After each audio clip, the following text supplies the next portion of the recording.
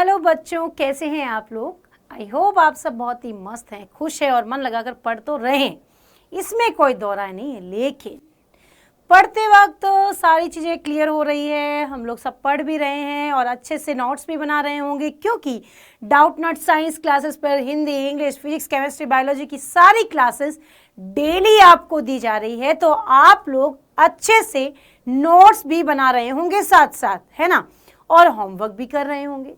लेकिन पढ़ने के साथ साथ मन में स्कूल जब जाते हैं तो दोस्त लोग कहते रहते हैं कि भाई सिलेबस पता है क्या, नया सिलेबस आ गया है, सिलेबस अपडेट हो गया है, तुम्हें पता है क्या। तो फिर अपने दिमाग में बात आती है, आप लोगों के तो ज़्यादा आती होगी, कि मैडम लोग पढ़ा तो रही हैं पर सिलेबस के बारे में कोई चर्चा नहीं की, है ना। तो ऐसा हो सकता है क्या कि हमारे बच्चों के दिमाग में कोई प्रश्न आए और हम टीचर्स उसे सुन ना सकें, ऐसा कभी नहीं होगा। तो आज मैं पूनम प्रजापत आप बच्चों के लिए केमिस्ट्री का जो नया सिलेबस, जिसमें से कौन सा टॉपिक ऐड हुआ है, कौन सा हट गया है, वो सब मैं आपको बताने वाली हूं। तो जल्दी से आ जाओ, फटाफट ज्वाइन कर लो सेशन को और जल्दी से अपने दोस्तों भी बोल दो कि यस मैम बताने वाली है आज पूरा केमिस्ट्री का सिलेबस, जिसमें से क्या इंपॉर्टेंट है वो भी मैं आज बताऊंगी, कितने मार्क्स के चैप्टर्स हैं वो भी आपको अच्छे से क्लियर करूंगी। राइट, तो चले शुरू करते हैं।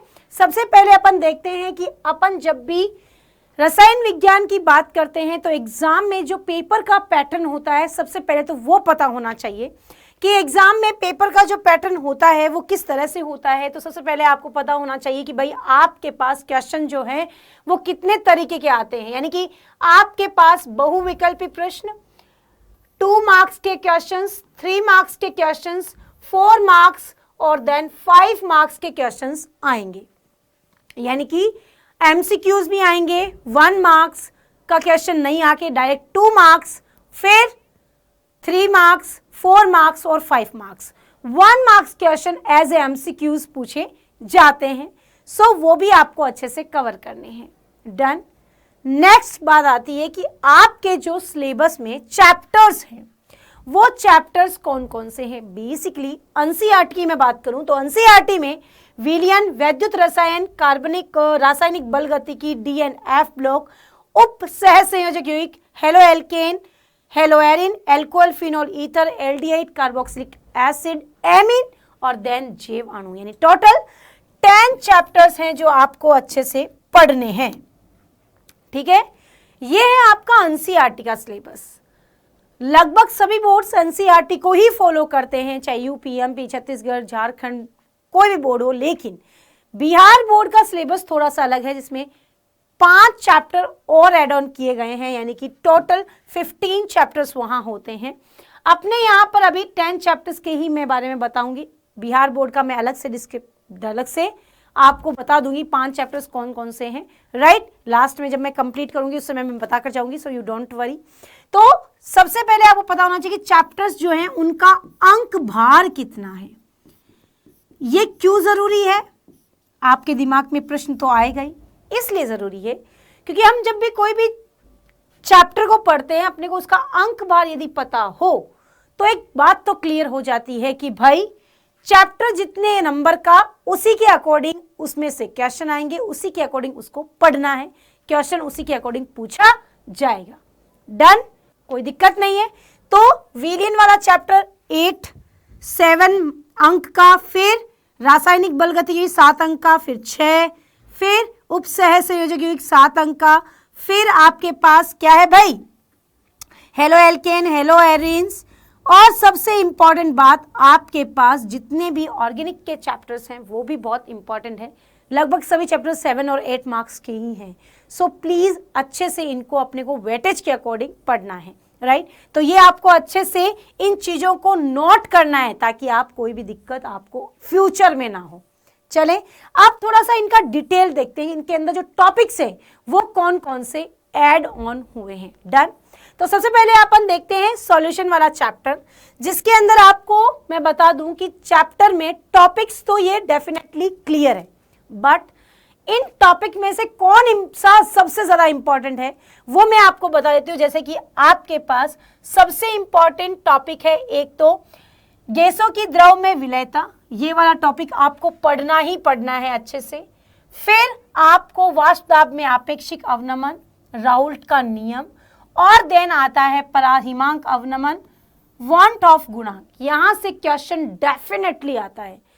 अगर बच्चा नीट और जेई की भी तैयारी करना चाहता तो वो भी यहां से क्वेश्चन आएगा। चैप्टर को पूरा पढ़ना है बट ये टॉपिक अच्छे से पढ़ने हैं। डन, क्लियर है। सेकंड चैप्टर आता है वैद्युत रसायन। इसके अंदर आपको सबसे इंपॉर्टेंट बात, टॉपिक सारे पढ़ेंगे but most of important topic चालकत्व, विशिष्ट मोलर चालकता। डन। उसके बाद कोलराउस नियम, यहां से क्वेश्चन डेफिनेटली आएगा। ठीक है। उसके बाद में नेंसर्ट समीकरण, मानक इलेक्ट्रोड विभव, ये सब आज ही नोट कर लेना। और सबसे इंपॉर्टेंट ईंधन सेल। कुछ पढ़ो ना पढ़ो पर इन टॉपिक को जब मैं पढ़ाऊं तो प्लीज ध्यान से पढ़ना, ताकि जहां से क्वेश्चन आता है वहीं पर आपका ध्यान अभी से आ जाए, ताकि भविष्य में ये पूछने की नौबत ना आए कि मैम कौन सा टॉपिक पढ़ना और कौन सा नहीं। डन, क्लियर, डन है। चलो जी आ जाओ, फटाफट चलते हैं आगे। अगला चैप्टर है आपका रासायनिक बल गतिकी, जिसके अंदर अपने को देखना है कि अपने को प्रथम कोटि और शून्य कोटि अभिक्रिया अच्छे से आनी चाहिए, संगत सिद्धांत, इनकी समाकलित वेग समीकरण, जहां से क्वेश्चन 101% आते हैं। तो टॉपिक पढ़ने के साथ साथ ये भी ध्यान रखना कि कौन सा टॉपिक मैम पढ़ा रही है जो बहुत इंपॉर्टेंट है, जिस समय अपने को बिल्कुल भी ध्यान डाइवर्ट नहीं करना है। अगला है डी एंड एफ ब्लॉक, जिसमें आपको इलेक्ट्रॉनिक विन्यास दोनों के पता होने चाहिए, KMnO4 का विरचन निर्माण कैसे होता है, मिश्र धातु कौन सी होती है, सबसे इंपॉर्टेंट टॉपिक्स हैं जहां से क्वेश्चन आते ही आते हैं। लैंथेनॉइड, एक्टिनॉइड्स को डिटेल में डिस्कस, उनका अंतर 2 मार्क्स का क्वेश्चन आता है। सो प्लीज अच्छे से इनको पढ़ना ही पढ़ना है। फिर आता है सहसंयोजक यौगिक, जहां से नामकरण सबसे इंपॉर्टेंट है, और कुछ आए ना आए इसमें से नामकरण डेफिनेटली पढ़ना है, इतना अच्छे से कि 2 मार्क्स कहीं नहीं जाए। ठीक है, चलो चलिए, तो ये हो गया आपका 7 मार्क्स का टॉपिक्स, जिनमें आपको ये सब चीजें भी पढ़नी है। उसके बाद है halo alkane, hello arenes. Halo alkane, hello Erin में नेम रिएक्शन मोस्ट है, यानी कि अगर मैं ऑर्गेनिक केमिस्ट्री की पूरे की बात करूं तो इन सब में जितनी भी नेम रिएक्शंस है, क्या है भाई, नेम रिएक्शंस है, वो सब अच्छे से पढ़नी है। ठीक है।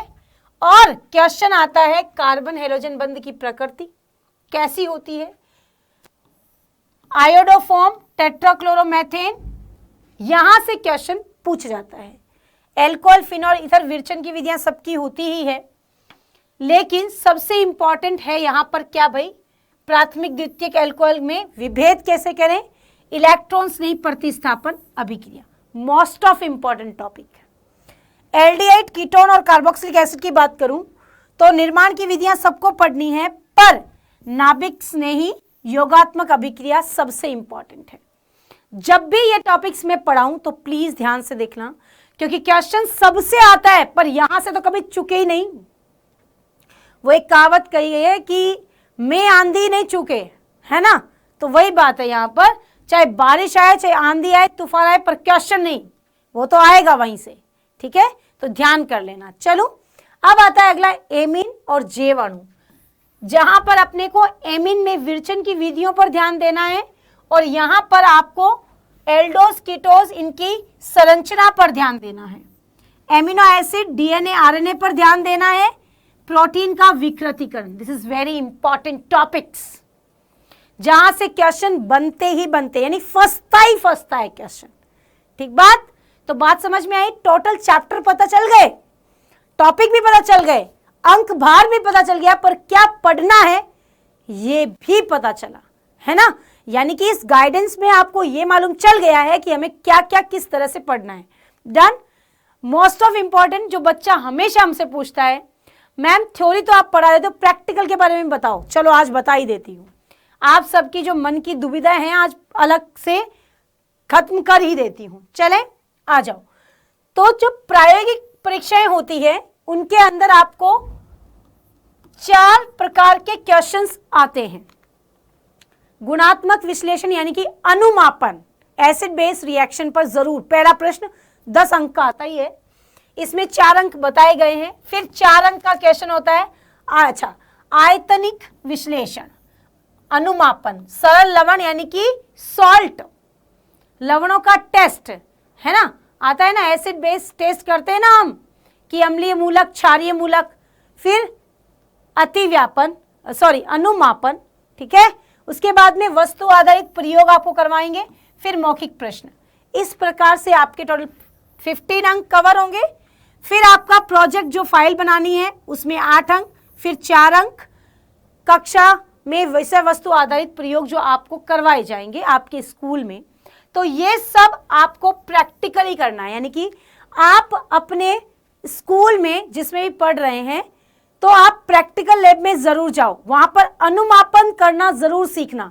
सबसे बेस्ट, सबसे बड़ा प्रश्न वही होता है। उसके बाद में आपको लवण टेस्ट जरूर सीखना है।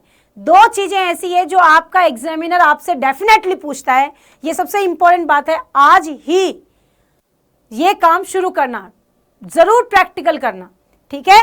तो ये था आपके सिलेबस का पूरा ब्यौरा जो आपको पता होना चाहिए, राइट। ये था नया सत्र का आपका पूरा सिलेबस जो मैंने बता दिया है। तो अच्छे से इसको नोट डाउन करो, अच्छे से इसके बारे में जानो, समझो, ताकि आप लोग भविष्य में ऐसी कोई भी परेशानी का सामना ना कर सके, राइट। तो आज का सेशन कैसा लगा कमेंट सेक्शन में जरूर लिख के जाना। तब तक, जब तक मैं नए टॉपिक के साथ आपसे मिलूंगी, खुश रहो, मस्त रहो, पढ़ते रहो और सबसे इंपॉर्टेंट, अपना ख्याल जरूर रखो। Thank you.